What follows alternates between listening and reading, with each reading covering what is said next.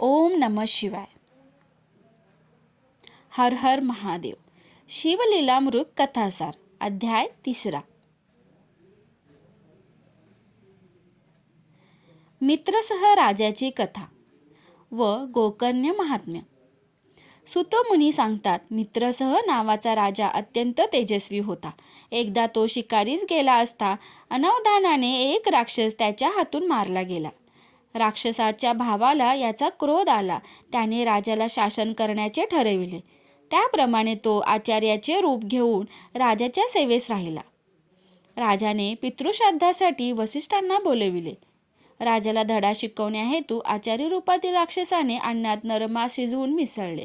अन्नग्रहणाच्या वेळी वसिष्ठांना हे समजले. त्यांनी राजाला राक्षस होण्याचा शाप दिला.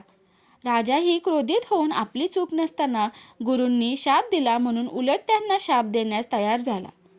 पण राणीने त्यांना अडविले. तेव्हा हातात घेतलेले जल त्याने स्वतःच्या पायावर ओतले.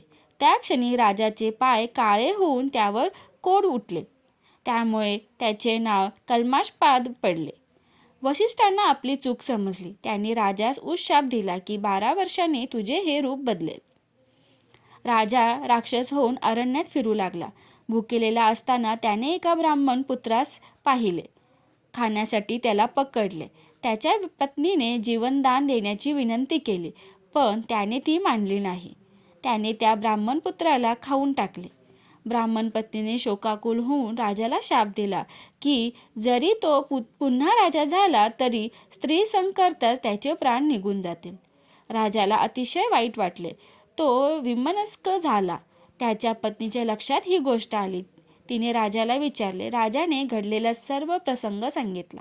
तिलाही अतिशय वाईट वाटले. त्याने वसिष्ठांना सगळी हकीकत सांगितली व नियोग पद्धतीने राजाला पुत्रप्राप्ती झाली. वंशवृद्धीची समस्या मिटली, तरी मूळ समस्या तशीच होती. शापित राजाला हिंडता हिंडता गौतम ऋषी भेटले. राजाने आपली सगळी हकीकत गौतम ऋषींना सांगितले. ऋषींनी त्याला गोकर्ण महाबळेश्वरचे महात्म्य सांगून त्याला तिथे जाण्यास सांगितले. रावणाने आपल्या तपसाधनेने मिळवलेले शिवलिंग राक्षस लोकात जाऊ नये म्हणून गणेशाद्वारे ते पृथ्वीवर ठेवले आणि ते कायमस्वरूपी तिथे स्थिर झाले. गौतम ऋषींनी राजाला अजून एक गोष्ट सांगितली. अरण्यात त्यांना एक चांडाळ स्त्री दिसली. ती अत्यंत कुरूप होती. तिचा पूर्व वृत्तांत असा की ती ब्राह्मण कन्या होती. तिचे नाव सुमित्रा असे होते.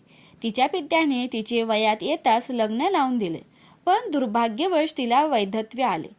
पण शारीरिक भुकेसाठी ती वाममार्गाला लागली. पित्याने खूप समजावले, पण तिने काही ऐकून घेतले नाही. ती एका शूद्राबरोबर राहू लागली, मद्यपान करू लागली.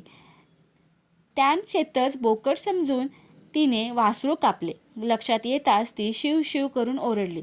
पुढील जन्मात ती चांडाळीन झाली, पण जन्मांत होती. एक दिवस शिवदर्शनास निघालेल्या शिवभक्तांच्या मागून निघाले. भुकेने व्याकुळ झाली. एका भक्ताने एक बेलपत्र तिच्या हातावर ठेवले. हा खाण्याचा पदार्थ नाही असे समजून तिने रागाने ते दूर फेकले. ते बेलपत्र वाऱ्याने उडून शिवलिंगावर पडले. अशा प्रकारे तिची पर्वकाळी शिवसेवा झाली व त्या पुण्याईने तिला शिवलोक मिळाला. गौतमांनी मार्गदर्शन केल्यामुळे राजाला आनंद व समाधान वाटले. त्यांनी राजाला महाबळेश्वर येथे जाऊन शिवपूजन करण्यास सांगितले. त्याप्रमाणे राजाने शिवपूजन करून शेवटी तो शिवलोकास निघून गेला. राजाला स्वरूपता मुक्ती मिळाली. असा हा गोकर्ण महाबळेश्वरचा महिमा. सांब सदाशिवार्पणमस्तु. ओम नमः शिवाय.